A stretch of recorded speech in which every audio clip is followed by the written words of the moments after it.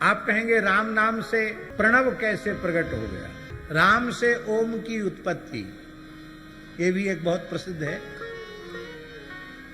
राम को प्रसोदरादि गण में मान लेते हैं, और महर्षि पाणिनि का सूत्र है प्रसोदरादीन यथोपदिष्टम।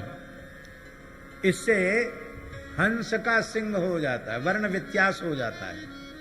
तो वर्ण व्यत्यास जब करेंगे तो रा, आ और मां ये विच्छेद हुआ है, और वर्ण व्यत्यास करेंगे तो मां होगा मां, रा, आ और मां। अब आकार का पूर्व प्रयोग करेंगे तो बनेगा आ, वर्ण व्यत्यास करने पर आ, रा और मां। अब आ और रा और मां ये तीन अक्षर हो गए। अब रकार जो है हसीच, हस प्रत्याहार में आ जाएगा ना, तो हसीचा से उत्त हो जाएगा। तो आ, रा और मां था ना, तो हसीचा सूत्र से रकार को ऊ हो जाएगा। तो आ, ऊ और मां संधि कर दोगे तो क्या बनेगा? ओम। इस प्रकार से राम नाम से ओम की निष्पत्ति है।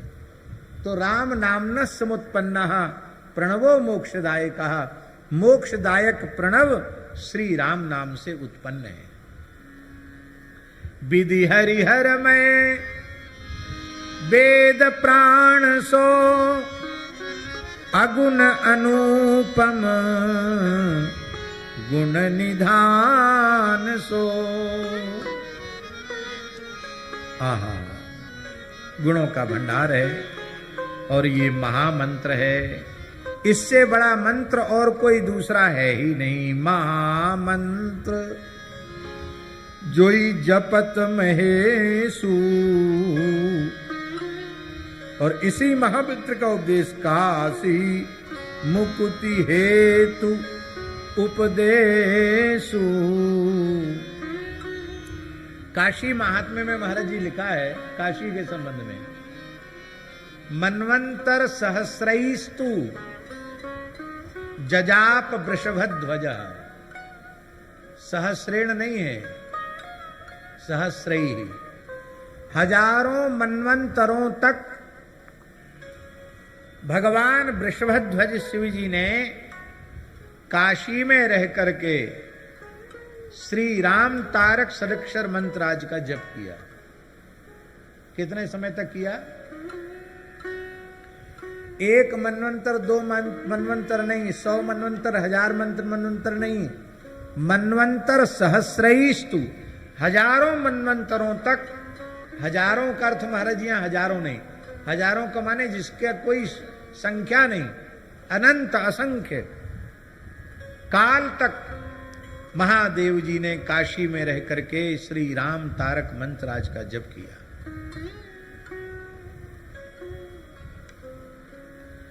भगवान प्रकट हो गए, राम जी प्रकट हो गए। बोले वरदान मांगो महाराज जी, बोले वरदान मांगो। तो शंकर जी ने कहा महाराज ये आपके अंशभूत जीव आपसे विमुख होकर के न जाने कितने जन्मों से संस्कृति के चक्र में पड़े हुए हैं, भटक रहे हैं। जो भी आपके राम नाम का एक बार उच्चारण कर ले वो तत्काल अविद्या माया से विमुक्त होकर, संस्कृति के चक्र से विमुक्त होकर आपको प्राप्त कर ले। भगवान बोले भाई ये वरदान तो बड़ा बहुत विकट वरदान है, ऐसा वरदान मांग लोगे तो हमारा तो सृष्टि का सारा खेल ही बिगड़ जाएगा। पर तुमने मांगा है तो हम देंगे अवश्य। काशी में मरने वालों को आप श्री राम नाम का उपदेश कर देंगे, वे निश्चित ही संस्कृति के चक्र से विमुक्त हो जाएंगे।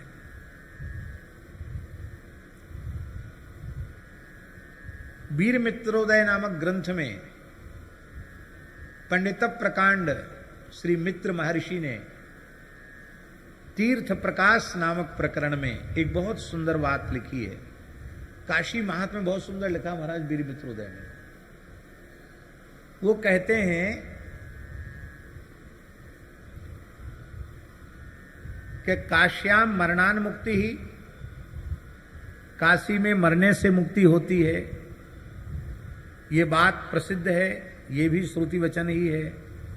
और ऋते ज्ञानान्न मुक्ति ही, ये भी श्रुति वचन ही है, बिना ज्ञान के मुक्ति नहीं होती। तो दोनों की संगति कैसे बैठेगी भाई? या तो ऋते ज्ञानान्न मुक्ति ही मानो या काश्याम मरणान मुक्ति मानो। तब इसमें बहुत विस्तृत व्याख्यान किया है उन्होंने, और उस व्याख्यान के अंत में यह प्रमाणित किया है कि ऋते ज्ञानान्न मुक्ति भी सही है और काश्याम मरणान मुक्ति भी सही है।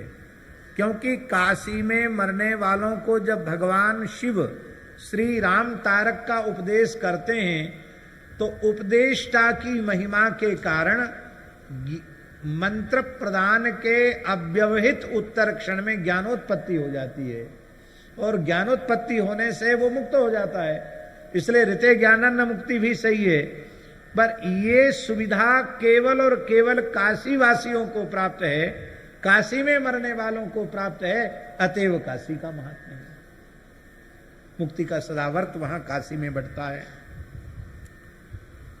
भगवान शिव ने कहा तो दूसरा वरदान महाराज यह है, मंत्र का उपदेश तो हम कर देंगे, दूसरा यह है कि आप काशी छोड़ के कहीं न जाएं। भगवान ने कहा कि बिल्कुल ठीक, काशी के कण कण में हम विराजमान रहेंगे, आपके सामने अविमुक्तेश्वर लिंग के रूप में विराजेंगे। भगवान ने कहा मैं काशी को छोड़ूंगा नहीं, काशी अविमुक्त क्षेत्र हो गया। और आज भी विश्वनाथ जी के मंदिर में जब हम लोग दर्शन करने जाते हैं तो विश्वनाथ जी के निकट अविमुक्तेश्वर शिवलिंग हैं। अब तो रूप थोड़ा बदल गया है, पहले जो पुराने बात हम बता रहे हैं, अब तो स्थलों में भी परिवर्तन हुआ है, रूप में भी परिवर्तन हुआ है, समय की आवश्यकता के अनुसार। तो वहां लोग कहते विश्वनाथ जी के गुरु, अविमुक्तेश्वर को वहां के लोग बताते विश्वनाथ जी के गुरु। हम भी सोचते विश्वनाथ जी के गुरु कौन है, जब हमने पढ़ा तो पता चला अविमुक्तेश्वर शिवलिंग के रूप में साक्षात रघुनाथ जी ही विराजमान है। हम कहीं नहीं जाएं, काशी के कण कण में नाम का महात्म्य व्याप्त है। इसलिए महामंत्र सोई जपत महेशु, काशी मुकुति हेतु उपदेशु, महिमा जासु जान गण राऊ, प्रथम पूजियत नाम प्रभाऊ। नाम के प्रभाव से गणेश जी भी प्रथम पूज्य हैं। महारामायण में लिखा है परमेश्वर नामानि संचनेकानि पार्वती, परंतु राम नामेदम सर्वेशामेव उत्तमम, सर्वेशाम उत्तमम मतम। भगवान के अनंत नाम हैं हे पार्वती, किंतु श्री राम नाम उनमें सर्वोपरि है। अनंता भगवन मंत्रा नानेन तु समाकृता, श्रियो रमण सामर्थ्यात् सौंदर्य गुण सागरात्, श्री राम इति नामेदं तस्य विष्णो प्रकीर्तितम्, रमणान्नित्य नित्युक्तत्वाद् राम इत्यभिधीयते। पद्म पुराण में भगवान शिव कह रहे हैं कि भगवान के अनंत मंत्र हैं, अनंत नाम हैं विष्णु के। उन नामों में श्री राम नाम विष्णु के सहस्रों नाम के तुल्य है।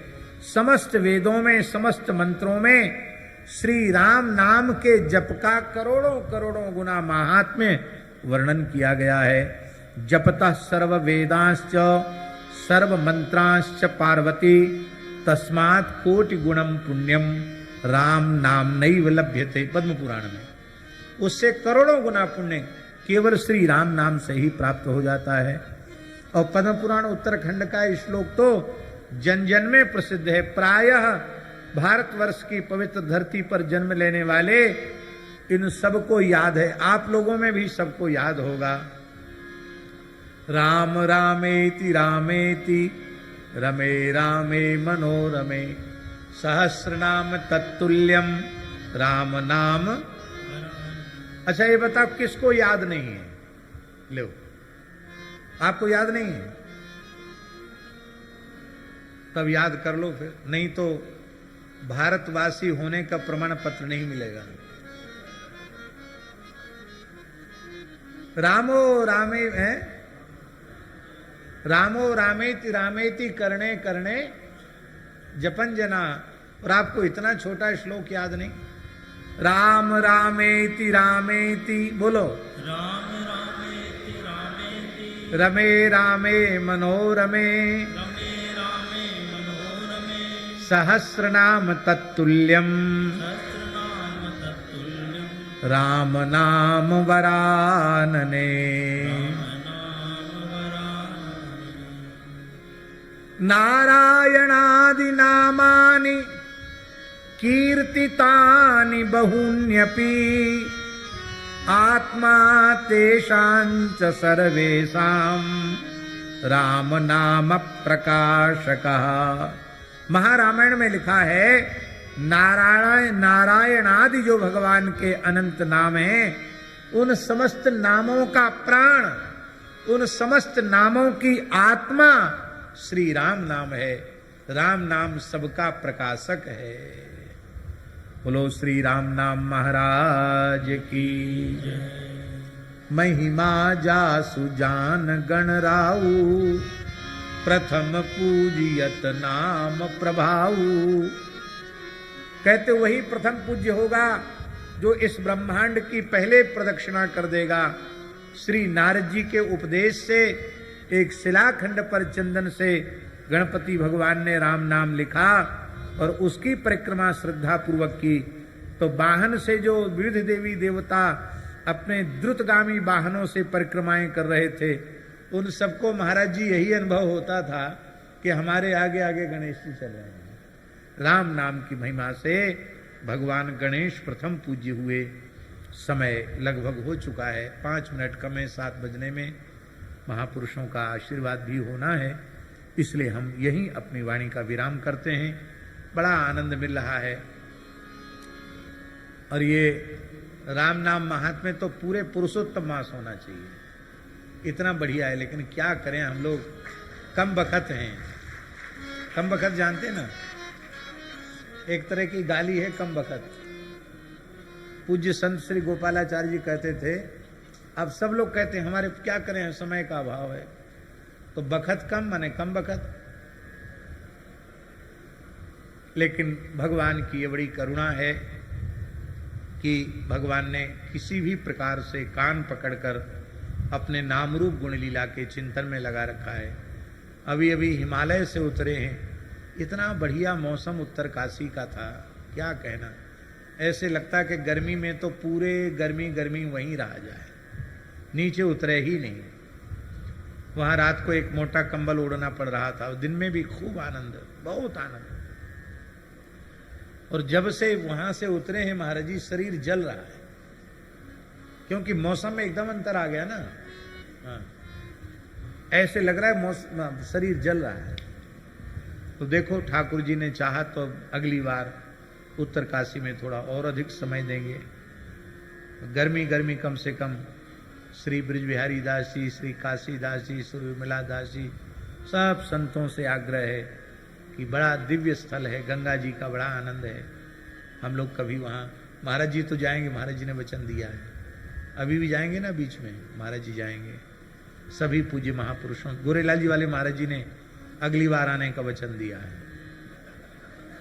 तो इन्हीं शब्दों के साथ हम लोग वहाँ भी उत्सव मनाएंगे। इस बार भी खूब दिव्य उत्सव मनाया गया। इन्हीं शब्दों के साथ श्री जानकी वल्लभलाल जी के श्री युगल पादारविंद में उनके प्राण प्यारे समस्त नाम रसिक भक्तों के चरणों में अपनी नाम महात्म्य की पुष्पांजलि निवेदित करते हुए अपनी वाणी को श्री नाम महाराज के चरणों में विराम देते हैं और प्रार्थना करते हैं कि पूज्य श्री गोरीलाल कुंज वाले महाराज जी अपना मंगलमय आशीर्वाद। अरे नहीं, आज प्रथम दिवस है, क्यों महाराज जी हैं? हाँ, इंजन स्टार्ट करना है, माइक लगाओ भाई। श्री लाडली लाल जो की